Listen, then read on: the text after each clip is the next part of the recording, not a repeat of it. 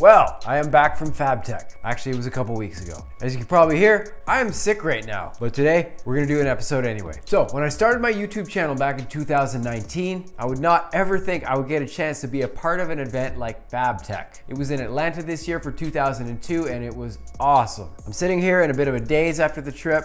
Obviously I got sick, and after I've gotten home, I realized that there's something I need to address. So I got invited to not only attend the FabTech Atlanta show, but I was invited to do a welding demonstration with Everlast Welders and with Heatwave Welding Cups. So I packed up my bags and I hit the road. Now I'm on Vancouver Island on the west coast of Canada, so getting all the way across the continent to Atlanta was a pretty big trip for me. I've made many friends online in the welding community, but to be honest, I haven't met anybody in person. So traveling across the continent by myself without really knowing what was on the other end of the trip, the entire thing was a really overwhelming and awesome experience. So much so that there's one problem I need to clear up. When I got to FabTech Atlanta, I forgot to do my welding demonstration. Like I mentioned, I was invited to do a welding demonstration there, and I didn't even get a chance to do it. So here's what we're gonna do. I thought something that would be really cool to do was to remake this thing that I made a long time ago. This is actually from one of the first episodes I did on my YouTube channel. This thing has kind of just been chilling around my house in a bunch of different locations over the last few years. So for the trip, I thought it would be a cool idea to chop up some plate, put it together, and weld it in front of everybody so they could see how I did it. This is it here. This is what I had in my bag when I traveled. It was all prepared, clean, tacked together, ready to go. All I had to do was weld it. It was literally ready to start. So today, let's fire up the 255 EXT from Everlast Welders here. And I'm gonna do a do-over.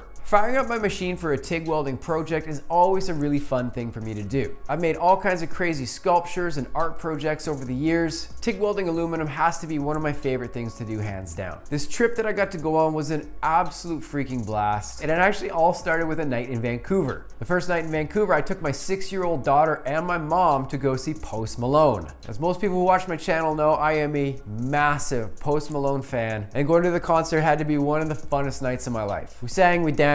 My 6-year-old daughter watched me go crazy for a while. Talk about an awesome way to start the trip. The next day, after a quick breakfast and a coffee, it was time to jump on a plane in Vancouver, and after a long day of flying, a couple stopovers, I was finally in Atlanta. The airport there was freaking huge. I've heard before going there that it was really big, but seeing it in person, whole nother story. I got off my plane about midnight, and coming out to seeing crowds and crowds of people was crazy. Finally made my way outside. It was a little more chill. I grabbed an Uber, quick drive, and after a long day of flying and all kinds of stuff, I finally made it. I hadn't eaten hardly at all that day, so here's my dinner that night. After a long day on a plane, looks pretty good, right? So keep in mind, at this point in my trip, I'm completely by myself still. But the next morning I heard from everybody, and it looks like everybody was locked in, excited for the day. After a quick Uber ride to the convention center, I got inside, and it was absolutely crazy to see. These buildings were so big at the convention center, literally just from walking from one area to get food to like a totally another area just to get my press pass and all this stuff. It literally took me like a half hour to walk to where I needed to get to. Finally getting into the convention center, this thing was absolutely crazy to see. When I got there, it was so awesome to meet so many people that I've chatted with for years online. Meeting everybody in person was a ton of fun. Doing a meet and greet at the Heatwave Welding booth, as well as getting to meet everybody with that team as well as their family, it was super, super cool. Heatwave Welding has supported my channel for years now, and it was really awesome to connect with and meet everybody in person. The Everlast booth was insane. It looked so good. Getting to see everything set up, looking super pro. They did a great job of showing off all their gear.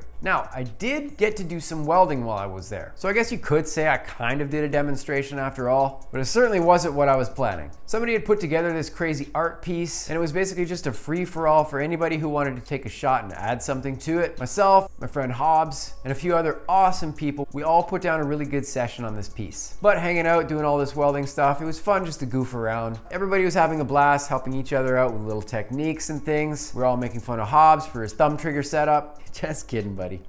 The entire welding session was like a huge hangout. It was pretty apparent once we all got hanging out with one another, it was just gonna be a huge hangout session. So I didn't even get to flip the machine over for aluminum at all. One of my favorite things I got to do the entire trip, I got to do a podcast with my friend Jason from the Arc Junkies podcast, as well as jumping in and making a new friend with this dude named Bo from weld.com. I really appreciated being a guest on both of these podcasts. Check them out if you haven't heard them already. The entire trip, to be honest, was kind of like just one giant hangout. Although I didn't intend on going out and partying or anything crazy, we were out partying partying both nights in a row. Having some beers, meeting new friends, hanging out was a ton of fun to do. So this thing that I brought with me to the trade show got packed up in my bags on the way home and hardly saw the light of day. Now, getting home was a completely different story. It was a nightmare. Like, all my flights got delayed. I missed multiple stopovers and all connections. I got sent to the wrong airport. Turns out I had to sleep on the floor of the Vancouver airport, and to boot, the airline lost my bag. But after a night on the floor, I caught my final plane back to Vancouver Island, and I was finally home.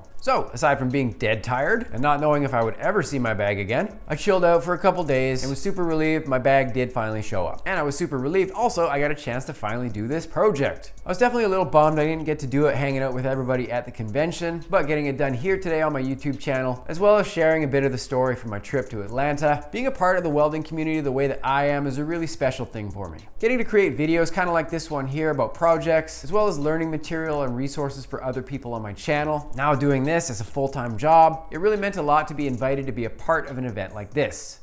A huge thank you to Everlast as well as Edge Welding Cups. I really appreciate you having me to be a part of the event. This thing is in Chicago next year. I definitely recommend making plans to check it out. If you're in Chicago, let me know in the comments if you want me to pop by next year. I might just make it work. To everybody else that I met on the trip or at one of the parties I went to at nighttime, it was an absolute pleasure to meet everybody. I look forward to hanging out with everybody again. Thank you.